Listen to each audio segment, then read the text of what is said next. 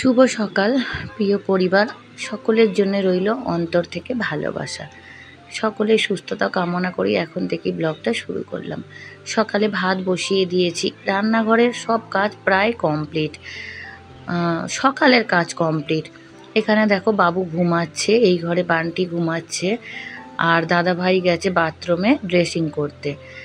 এখন কিন্তু সকালে 8:15 মতন বাজে, কারণ বাবুর ভাতটা তরকারি টিফিন ও নিয়ে যায়, ওকে আমি তাড়াতাড়ি করে ওটা বানিয়ে যতটা সম্ভব দিতে পারি, তারপর দাদা ভাইয়ের কাছে আসতে হবে। আর এখানে দেখো কাচাকুচিটা সকালবেলাই হয়ে গেছে, আর রোদ নেই, কিন্তু তাও বাইরের চারিদিকে যেরকমভাবে পেরেছি মিলে দিয়েছি। জলটা ঝরে গেলে অতটা চিন্তা হয় না। আর এই গাছগুলো দেখো, দাদা ভাই কারিয়া পাতা খেতে ভালোবাসে বলে এখানে লাগিয়েছিলাম। যাই হোক, খুব সুন্দর হয়েছে। আর এই জবা গাছগুলো দাদা ভাইয়ের হাতের গাছ, একদম অনেক আগের, তাই আমি ওগুলোকে বাঁচিয়ে রাখার চেষ্টা করি। আর এপাশে দেখো দাদা ভাইয়ের গাড়ি, আমাদের প্রথম জীবনের সেকেন্ড হ্যান্ড গাড়ি কিনেছিল দাদা ভাই। এটা বান্টিকে ডাক্তারের কাছে স্কুলে নিয়ে যাওয়ার জন্য। তাই এই গাড়িতে আমাদের অনেক স্মৃতি আছে। আমি বলি যে এইভাবে পড়ে আছে বিক্রি করে দাও, একটু খারাপ হয়েছে, বাবু কোথাও গিয়ে ধাক্কা মেরেছিল। আর কিন্তু দাদা ভাই আর চৈতালি এরা একদমই দিতে চায় না। কিন্তু আমার কষ্ট কোথায় জানো, এই যে পড়ে পড়ে লোহার মতন হয়ে যাচ্ছে, মানে লোহার মতন মানে জং খেয়ে পড়ে আছে। এটা কিন্তু আমার মানে খারাপ লাগছে যে গাড়িটা এত স্মৃতি একটা। তা এখানে দেখো দাদা ভাইয়ের জন্য আমি খাবার করে নিয়েছি। এর মধ্যে আছে ক্যাপসিকাম, টমেটো একটুখানি দিয়েছি বীজ ফেলে, আর শুধু এক টুকরো খোলাটা টমেটোর, পালং শাক, সোয়াবিন, আর এর মধ্যে অনেক রকমের ডাল আছে, রাজমা আছে, ছোলা, মুগ ডাল, তরকার ডাল, অনেক, এগুলো মিক্স পাওয়া যায়। তা পাউরুটি তার সাথে দিলাম। তোমরা সবাই অনেকেই বারণ করেছো পার্সোনালি। হ্যাঁ জানি পাউরুটি খাওয়া ভালো না, কিন্তু দাদাভাইকে একটা ডায়েট চার্ট দিয়ে দিয়েছিল হাসপাতাল থেকে, সেখানে যেগুলো আছে সেগুলোই খাওয়াচ্ছি। আর কেমোতেও এই ডায়েট চার্টগুলো দিয়ে দিয়েছে। দাদা ভাইয়ের কেমোথেরাপির পরও তোমরা যাদের এরকম হয়েছে তোমরা জানো যে হাসপাতাল থেকে একটা ডায়েট চার্ট দিয়ে দেয়। আর হ্যাঁ ঠিকই, পাউরুটিটা যতই ডাক্তাররা লিখুক, কিন্তু পাউরুটি তো খাওয়া ভালো না। আমি চেষ্টা করব আর না দেবার। আর দাদাভাই না এখন খুব বাচ্চাদের মতন জেদ করে, তো মানে 2 দিন ধরেই খুব বায়না করছিল পাউরুটি দিয়ে খাবো, তা সেই কারণেই দিয়েছি। তা এবার চেষ্টা করব যে যাতে পাউরুটিটা না দেওয়া যায়। তা এত ভালো হয়েছে এই ডাল সবজিটা, তা বারবার সবাইকে ডাকছে, বাবুকে ডাকছে, চৈতালিকে ডাকছে, একটু খেয়ে দেখ তোরা। একা কোনো জিনিস এই মানুষটা না খেতে চায় না, একটু কিছু যদি ভালো লাগে একে দাও ওকে দাও, মানে এরকমই। তা খুব ভালো লেগেছে এটা খেতে। আর এটা কিন্তু একদমই লঙ্কা ছাড়া, কোনো তেল, একদম কম তেলে এই জিনিসটাকে বানিয়ে দিয়েছি। তা খুব খুশি হয়েছে। 2টো পাউরুটি মানে 2 পিসের বেশি খেতে পারেনি, আর খেতে পারছেও না।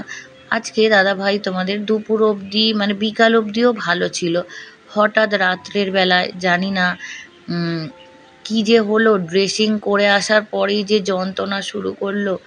সারা রাত মানুষটা যন্ত্রণায় মানে চিৎকার করছে, এরকম চিৎকার করতে দেখিনি।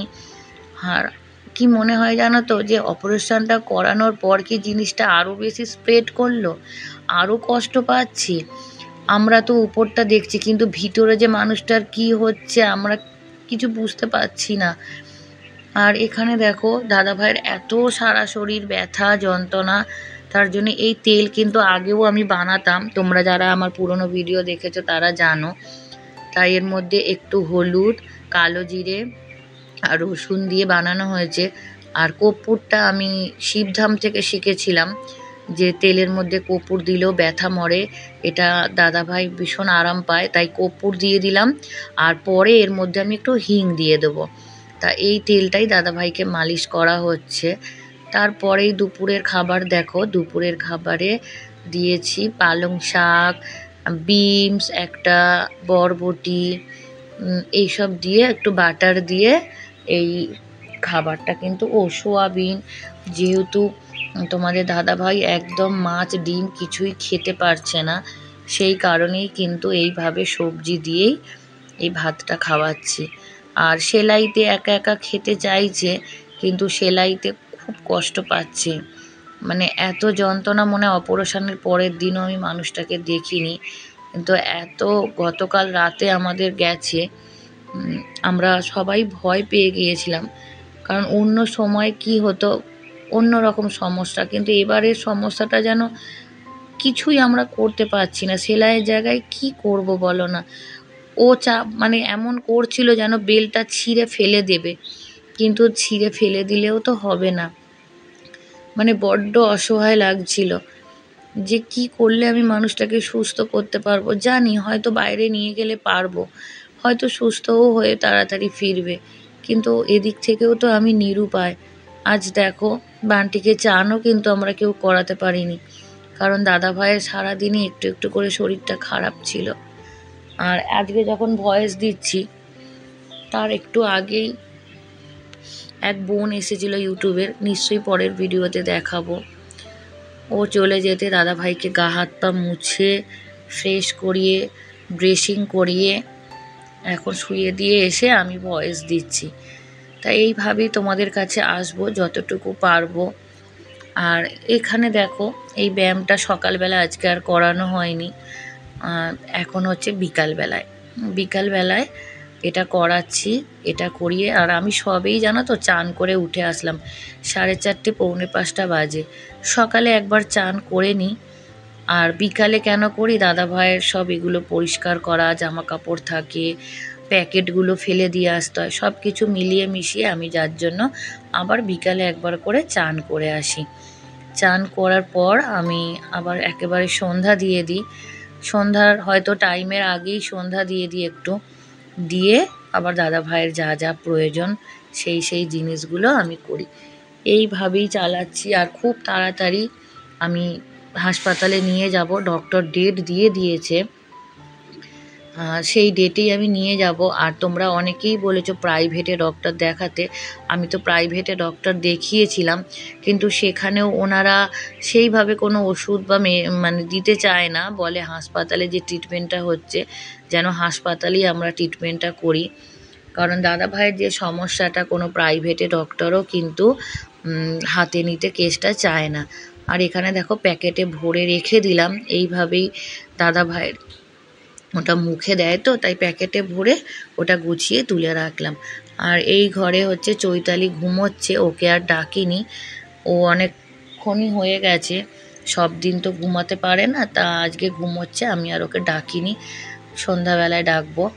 আর এখানে দাদাভাইকে একটু ইনশিওর করে দেব, কারণ সেই দুপুরবেলায় ভাত খেয়েছিল, আর একটু একটু খায় তো খিদে পেয়ে যায়, আর যেহেতু পটিটা হচ্ছে খিদে তো পাবেই, তাই যতটুকু পারি দাদা ভাইয়ের সাথে সাথে থেকে দাদা ভাইয়ের সেবা করি। ভগবানকে একটাই প্রার্থনা যে ভগবান তুমি সুস্থ করে দাও, এই ধরনের মানুষ যে যেখানেই আছে যেন সবাই সুস্থ থাকে, ভালো থাকে, আর এই অসুখ যেন কোনো শত্রুকেও না ভগবান দিক, এটুকু সব সময় প্রার্থনা করব আমি। সবাই তোমরা ভালো থেকো, সুস্থ থেকো, সাবধানে থেকো। জানি না ভয়েসে কি বললাম, কিছুই এখন আর মাথায় থাকে না জানো তো। আর এখানে দেখো রাত্রে ভাত সব রকম সবজি দিয়ে একটু ফোড়ন দিয়ে ডাল দিয়ে সিদ্ধ করে নিয়েছি, কিন্তু খেতে পারেনি, কারণ সন্ধ্যের পর যেহেতু কষ্টটা শুরু হয়ে গিয়েছিল, আর ড্রেসিং করার পর আরও বেশি কষ্ট হয়। আর আজকে না অনেক পায়ের যন্ত্রণা করছিল, অসম্ভব পায়ের যন্ত্রণা, মনে হচ্ছিল যেন পাটা, মানে ও বলছে যে আমার যেন পাটা মনে হচ্ছে ছিঁড়ে ফেলে দিই। তা আমরা সবাই মিলে মালিশ করেছিলাম, একদম ভোরের দিকে গিয়ে দাদা ভাই একটু ঘুমিয়েছিল, সেই ভিডিও আর করে উঠতে পারিনি। তা যতটুকু ভিডিও করি তোমাদের সামনে সবটাই তুলে ধরার চেষ্টা করি, আর তোমরা ভালোবাসো বলেই কিন্তু তোমাদের সামনে এই ভিডিওগুলো নিয়ে আসি। আর চলো দাদা ভাইয়ের কিছু ছবি তোমাদের সামনে নিয়ে আসলাম। দাদা ভাই কিন্তু ড্রাইভিং করতো, আর এই গাড়িগুলো কিন্তু আমাদের না, সবই লোকেদের গাড়ি। আর ওদের গাড়ি নিয়ে আমাদের বেড়াতে নিয়ে যেত। আর এই গাড়িটায় যে দাদাভাই বসে আছে, এটা আমাদের নিজেদের গাড়ি ছিল, এখন আর নেই, বিক্রি হয়ে গেছে। এটাও লোকেদের গাড়ি। তা এইভাবেই একটা হাসি খুশি পরিবার কিভাবে নষ্ট হয়ে গেল আমি নিজেকে দিয়ে জানতে পারলাম। আর এই যে মিকির প্রথম দিন আসা আমাদের বাড়িতে।